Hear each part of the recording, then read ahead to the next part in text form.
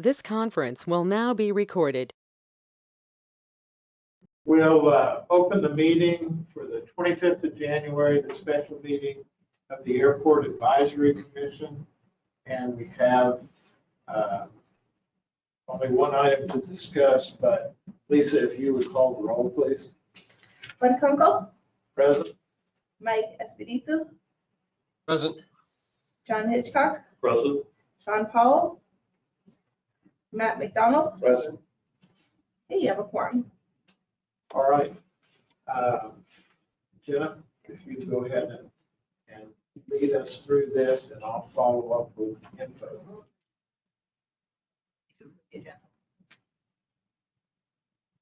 The agenda has been presented. Do I hear a motion to approve the agenda for the one item? So seconded. Moved and seconded. All those in favor signify so by saying aye. Aye. Opposed? Motion carries. Now that we've got the agenda approved, Jenna, go ahead. Okay. So we're here to meet and discuss the possible recommendation for the Alien City Dragways lease for the future. We have been working very diligently over the last, I would say, 2-3 months of really gathering data, trying to understand the needs of the dragway, and then also working with the FAA to meet the requirements of their fair market value appraisal standards. So I want to share a little bit about the market study that we've put together. So I did go out and with getting information from Alien City Dragways President George Stevenson. He gave me the names of 5 tracks. 4 tracks, including theirs: Odessa, Albuquerque, Hobbs, and Amarillo. And I was able to get a hold of Odessa and Albuquerque. Both of those tracks were very willing to share information regarding their market, how they're running their races, how many races they run. So I was able to get a good comparable study for us to understand the business of the dragway. So the ticket prices across the board that they're charging are comparable. They're what they call pit parking, which is where the cars come in and they have to park, is different than patron parking. Those were comparable. The Odessa track does charge parking for their patrons, where Albuquerque and our Alien City does not. So there's a place for some revenue generation. And the biggest difference was Odessa and Albuquerque are running about 50 or 60 races a year, where ROW is only running 35. I'm sorry, 18. So yeah, different. The square footage, acreage. Jen, I just wanted to let you know I joined the call. This is Sean Powell.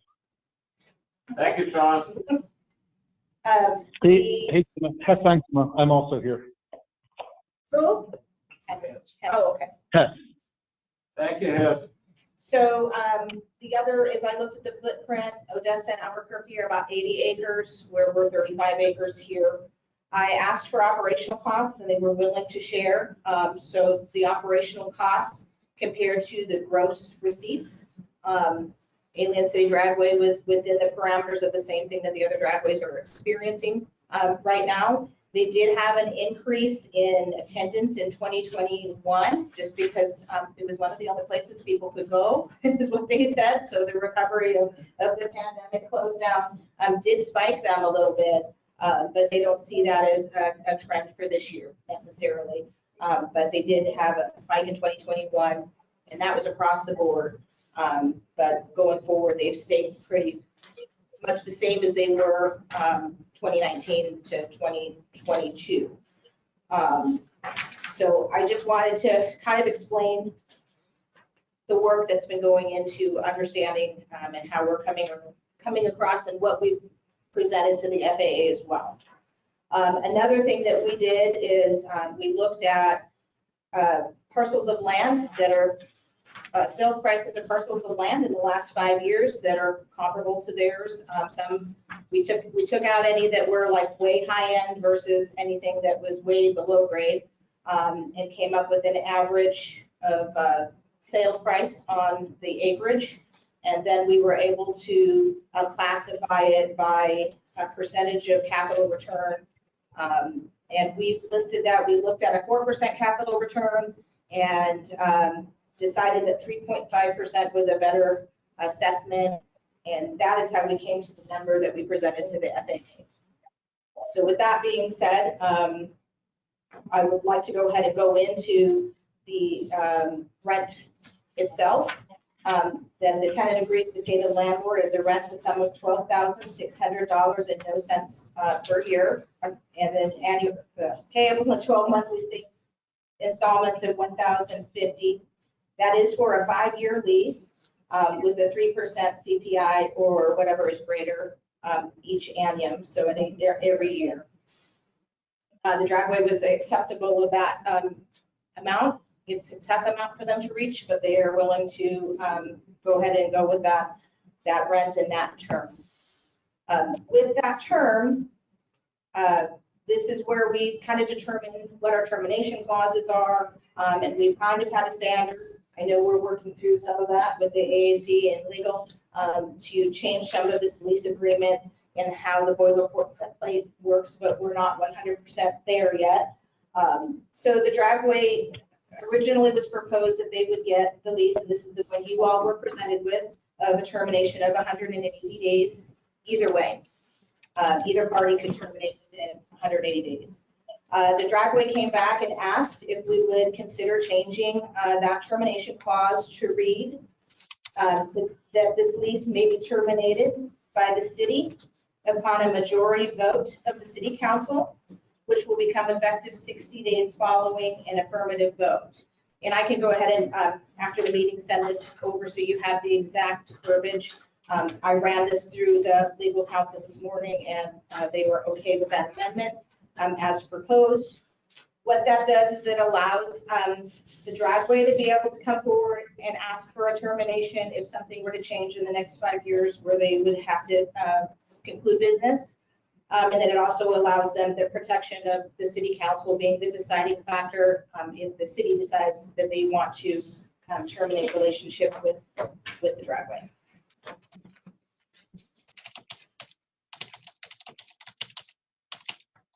So if you have any questions regarding the change in the termination clause, I would be happy to answer. You said the president. George. It is. So it's not, Rob Kuhn is the LLC president. George Stevenson is the president of their board. He acts on behalf of them. Rob Kuhn has been in all of the conversations as well. Did you get a number of what their attendance was per month on average? I did. I think I did annual for them. So I think it's around 15,000 a year Okay. that they bring in. Okay. But Yeah, that's good. That's good. that might have been the bigger track. If you want, I can run to my office and check that because I don't want to be misquoted for that. Well, you know, if you compare it to Odessa, Albuquerque, there's just a bigger community to draw from. But 15,000 over the year. Yeah, You know, I've been out there a couple of times and I've seen, looks like 300 or 400 people. and they run 2 races a weekend. Yeah. So So, you know, it could be 15,000 over the year. And I mean, that's. I the way I know look that at it from is- memory. is they only have to have 105 people show up a month. That's to pay the rent. Yeah. So that doesn't include their operational costs. No, I get it. They've got a lot of other expenses. Yes. Right. So I think that's that. I think it's doable economics wise. They were extremely helpful to Jenna and I. In fact, we got 4 years worth of tax returns from them. And I looked through that because I wanted to see how they were doing. And that obviously is an indicator for what they can do. But the alternative to that is we know that we have to represent the city also because it's city property up there. So that's why we worked on it from the standpoint of identifying that we don't have drag strip tracks just lease on a good market lease. You just don't have that. No, most of them were either owned, so Odessa was an owned land property, and then Albuquerque was a state lease and not on an airport, so they added a little bit different parameter than ours. So because John understands financial type things, what we had to do was we had to determine as best we could what the value of land was. That was an analysis that Jen and I worked on. Right. And then you capitalize that. And as she said previously, we used a 3.5% cap or rate of return on it.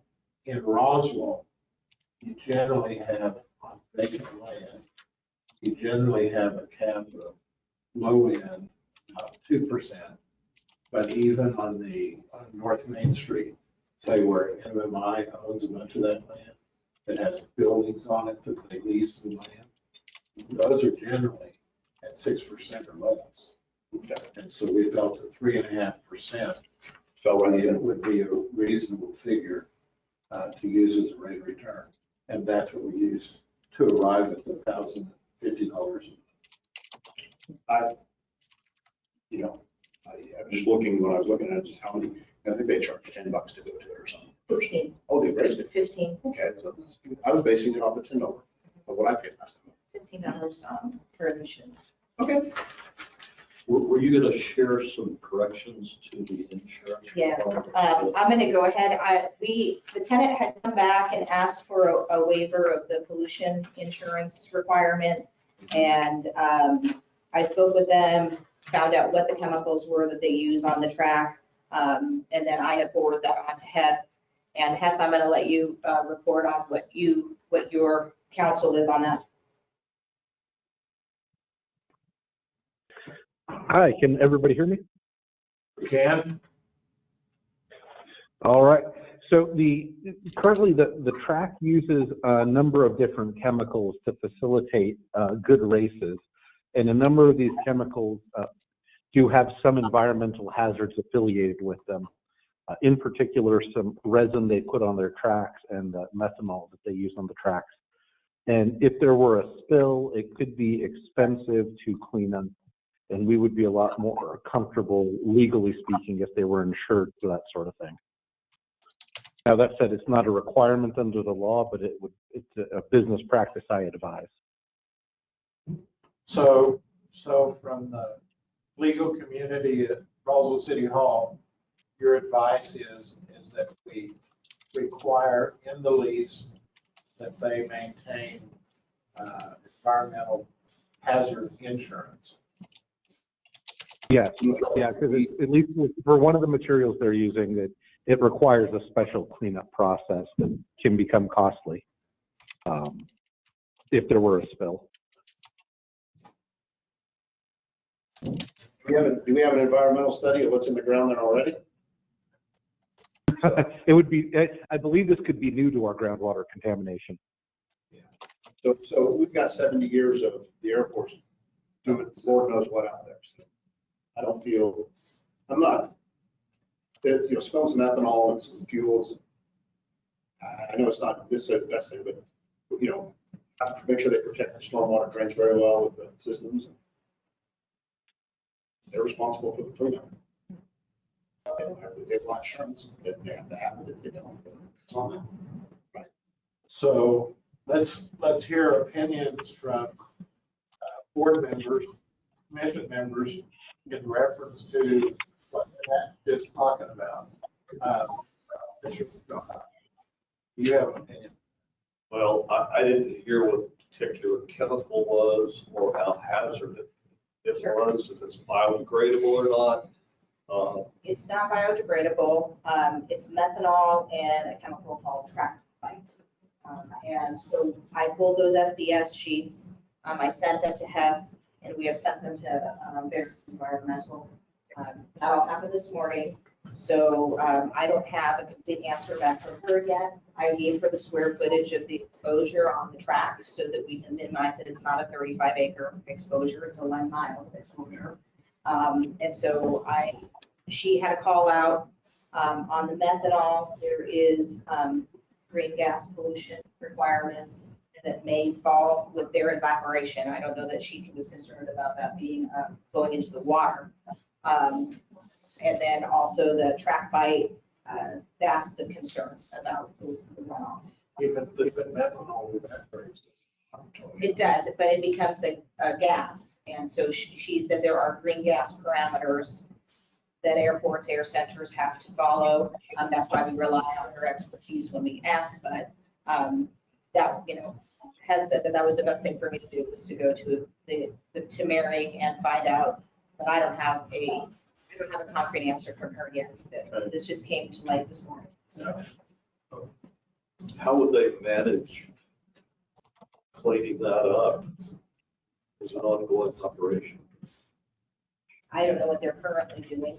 I mean, if it's so hazardous and shouldn't be used, I doubt that's the case. It's probably used in every racetrack. It's used at the drag strips. A lot of that's, I mean, because that track bike and all that stuff, when they take off, a lot of that will just end up Burns up. because they're, it does help the tires get traction, but, those tires, they break traction. You see a lot of smoke. Actually, that's a question, if I may. Do you know what it would cost to obtain insurance for the limited area that they use? I don't. That would be something that George and Rob would have to find out for their insurance. I don't know what that cost is. So do we have, Dr. Powell, do you have questions or thoughts on this issue? Well, it sounds as if you're addressing the concerns, from an environmental perspective.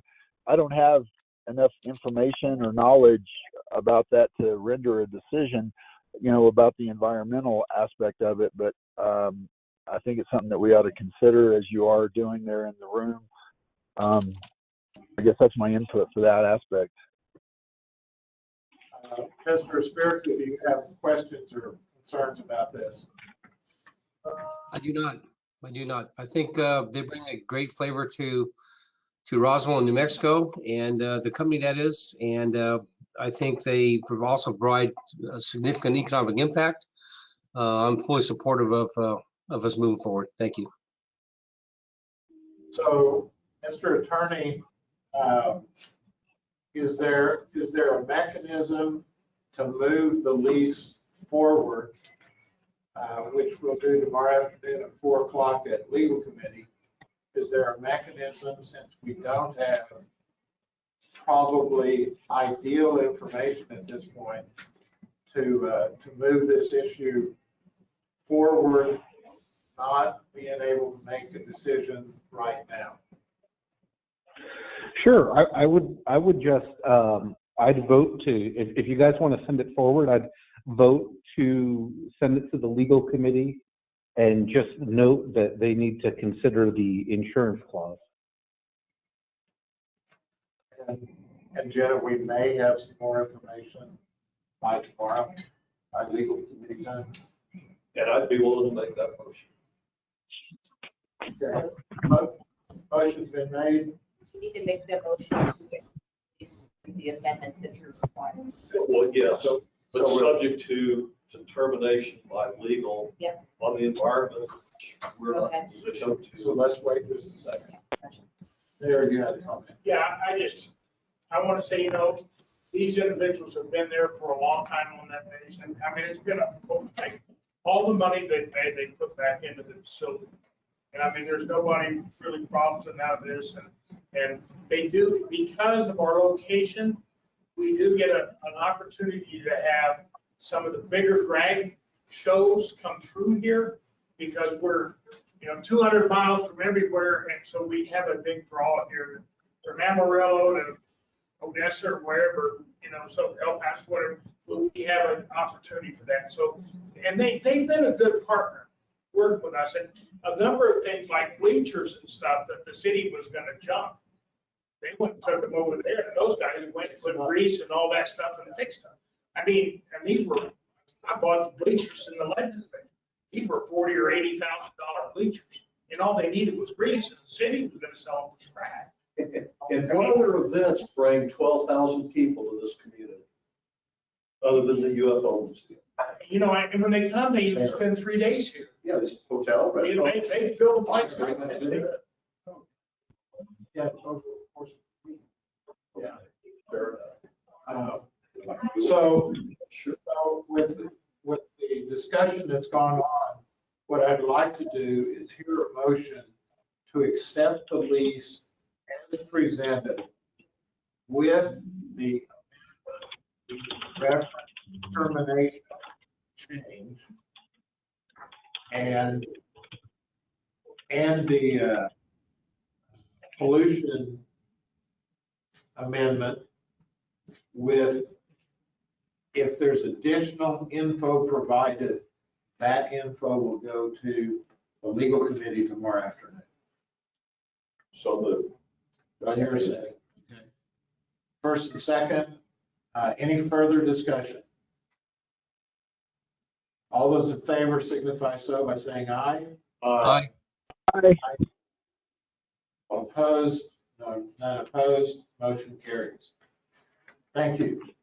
Before we complete the meeting, I would like to thank Jenna because she's really worked hard on putting this thing together. It took significant effort to develop all this data, and it's obviously market-based now as opposed to what was going on before. So, Jenna, thank you. Appreciate it. Any additional comments or questions? If not, meeting is adjourned. Thank you. Have a good afternoon. Thank you. Thank you.